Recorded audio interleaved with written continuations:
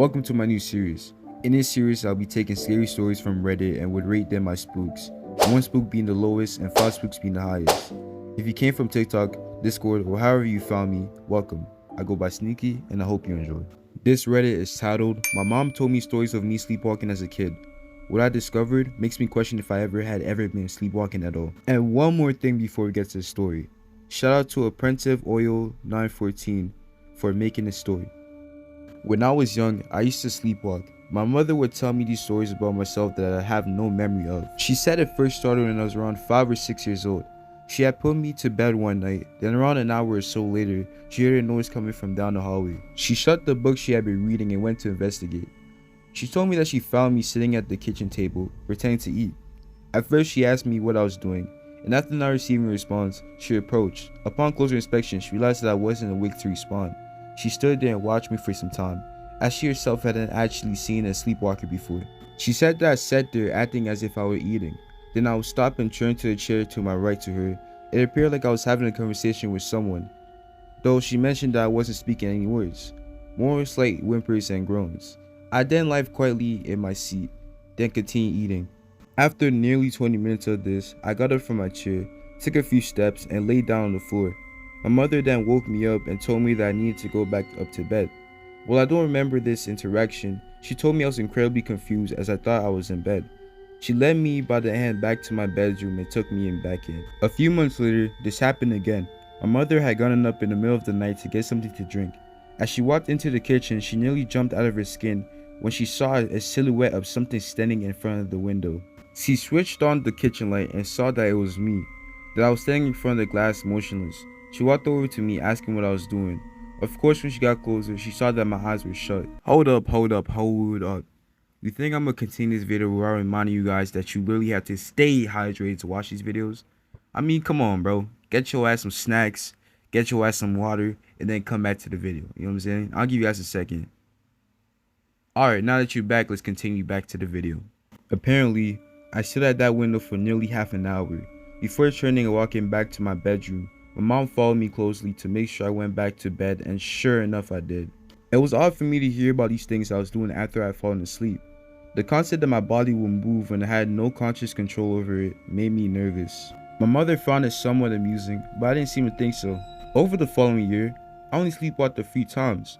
Most of them would just end up with me getting up from my bed, running into another room before falling asleep on the floor.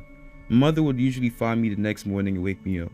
Then, after nearly a year had passed, my mother had gotten up one night, and while she was passing by my room, she decided to peek in on me. When she opened my door, I was nowhere to be found.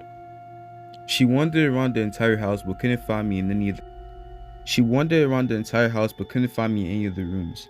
Then, as she was walking through the living room, something at the corner of her eye caught her attention. She saw the vague outline of someone standing outside the underneath of one of the street lamps. Not lamps, my fault. As she strained to get a better look, she quickly realized it was me.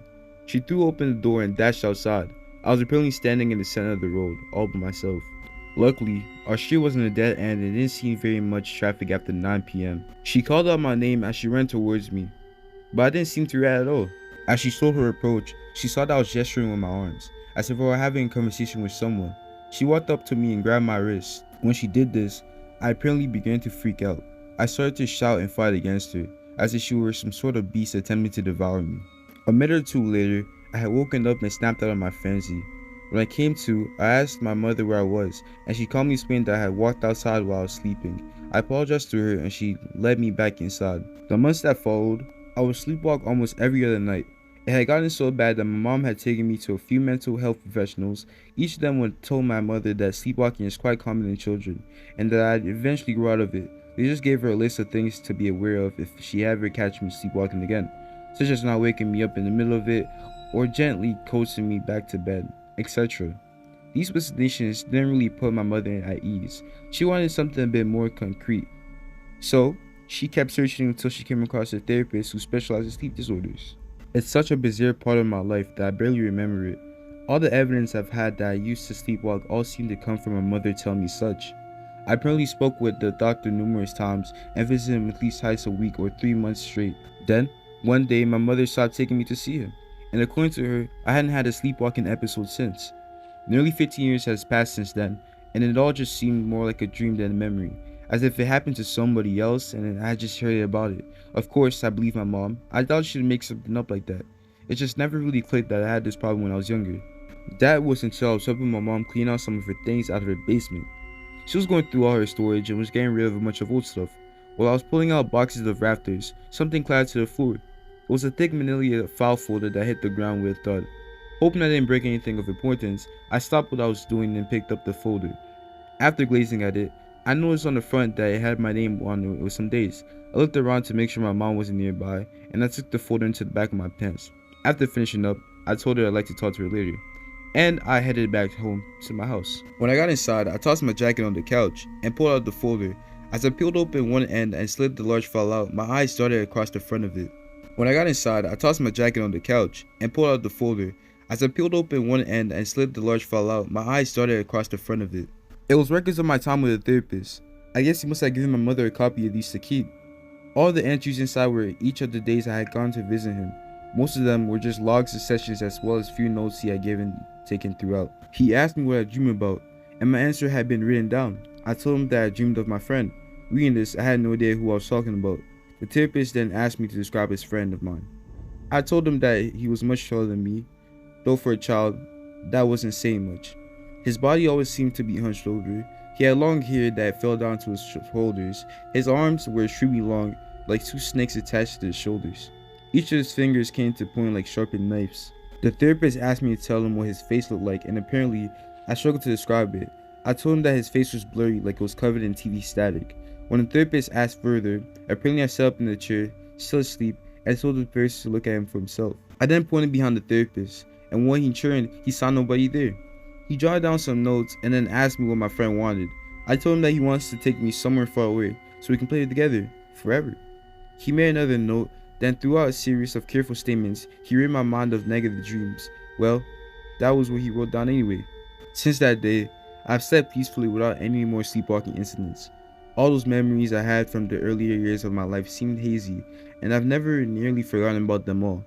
Despite not knowing anything about those statements I made, I couldn't help but feel a bit of familiarity with the description of this friend of mine. As I closed the file, I sighed, thinking about all the things I had said in the notes. I looked at the clock, which read 10:23 p.m. As I stood from my chair, I saw something out of the corner of my eye. I turned and looked out my window. For the briefest of seconds, I thought I'd spotted someone standing outside. Someone looking at me. Someone tall with long arms, with long black hair. Someone with a blurry face.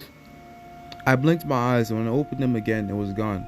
I wanted to rationalize that what I had just seen was just a product of reading these files, that my tired mind had simply conjured this hallucination. But for some reason, I kept seeming to shake this feeling that those weren't simply dreams I had been experiencing when I was a kid, that there was something much more than dreams, something more sinister. I can't feel my eyelids starting to become heavier by the minute, and for the first time in my life, I'm worried about what will happen when I fall asleep again. Yo, well, that's it for the video, I guess. If you like this video, I guess you should probably just like the button that's right there, you know what I'm saying, and then press that other button that says subscribe, the one with the subscribe button on it. That's the word, you know what I'm talking about. Just press that too. And then if you really feel like it, I guess you could comment, because you really did make it to end. Let me know how this video was. If you want me to put more stories into one video, you let me know too, so I can make the video longer. If you know who I am one more time, I just presented myself as Sneaky and Young Boys.